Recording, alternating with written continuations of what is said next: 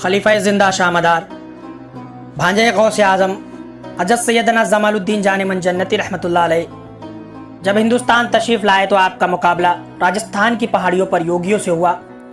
आपने 100 साल तक वज्द कैफियत में बैठकर उनका मुकाबला किया और उनको हराया। उसके बाद तमाम योगियों ने आपके दस्ते हक पर इस्लाम को कबूल किया। हजरत बदिउद्दीन जिंदा शामदार रहमतुल्लाह अलैह आपको कोकिला पहाड़ी पर छोड़कर दूसरी जगह के लिए कयाम कर गए और आप उसी पहाड़ी पर अल्लाह की इबादत में मशगूल हो गए। वहां पर कुछ जोगियों का एक गिरोह आया।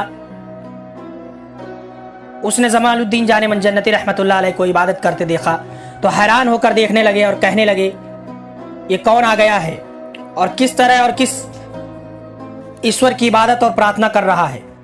वहां पर कुछ योगी जो अपने मजहब का खूब इल्म रखते थे आगे बढ़े और आपसे सवाल जवाब तलब करने लगे। योगियों ने कहा, हमारा मजहब हमें अहिंसा सिखाता है।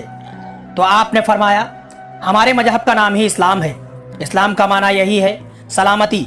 हमारे अल्लाह का नाम अस्सलाम है, यानी सलामती हम सब पर। एक दूसरे से जब हम मिलते हैं तो उसे यही ताकीद करते हैं, अस्सलाम वालेकुम रहमतुल्लाहि व बरकातहू, अहिंसा फैलाओ। हमारे नबी ने भी यही फरमाया है, अफिसुस्सलाम, अहिंसा फैला दो।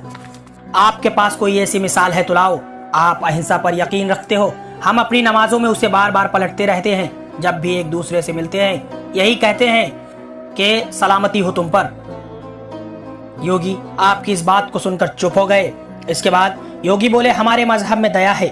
आपने फरमाया, हमारे कुरान मजीद के अंदर एक सूरह है, इस सूरह का नाम ही अर्रहमान है, क्योंकि हमारा अल्लाह रहमान है।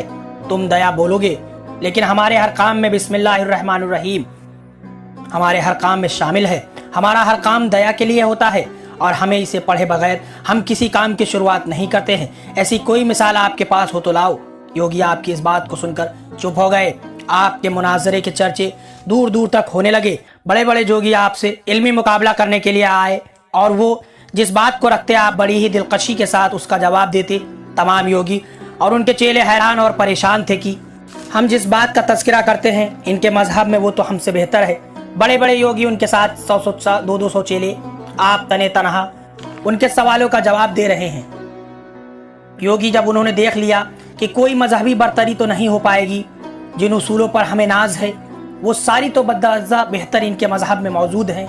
हम लोग योग में महारत रखते हैं, सांस रोक लेते हैं, 50-50 साल तक कुछ खाए बगैर रह सकते हैं और ईश्वर की तपस्या में लीन रहते हैं। आपने फरमाया, अगर मैं योग में तुमसे ज्यादा दिन तक बैठ गया तो क्या तुम लोग इस्लाम कबूल कर लोगे?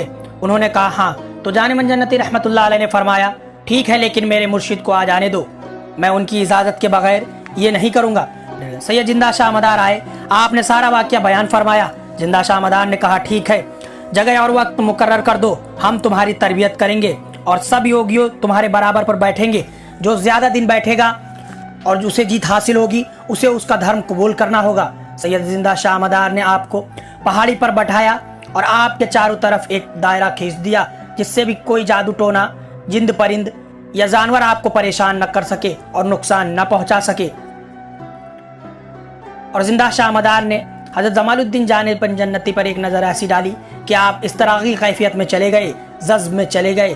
कुछ साल तक योगी तो बैठे रहे, हजारों की तादाद में योगी आपके मुकाबले बैठे। आप तनहे तनहा हैं और आपके सामने हजारों की तादाद में योगी हैं। वक्त तो गुजरता है, 10 दिन, 20 दिन, 1 साल, 2 साल, 10 साल, 20 साल, कुछ तो उसमें से मरते गए, कुछ उठते गए, लेकिन आप ना उठे। आपका तस्किरा होता रहा, आपकी शोहरत होती रही, क्योंकि जो योगी होता था उसके आगे चेले होते थे 400-500। अब तो जाने मन जन्नती रहमतुल्लाह अलैह की शोहरत जोगियों के अंदर है। ये बाबा 50 सालों से ऐसे बैठा है।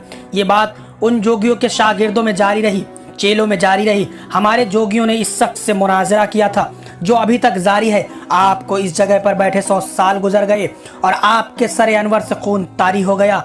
आपके पूरे मुर्शिद वज्द कैफियत में इस बात का पता लगता है। हजरत जिंदा शामदार फौरन ही आए और जमन जन्नती रहमतुल्लाह अलैह के सरे अनवर पर अपने हाथ को फेरा और दम किया। फरमाया, उठो जमालुद्दीन, अब तुम्हारे मुकाबले में कोई नहीं है, तुम्हारा मनसब पूरा हुआ।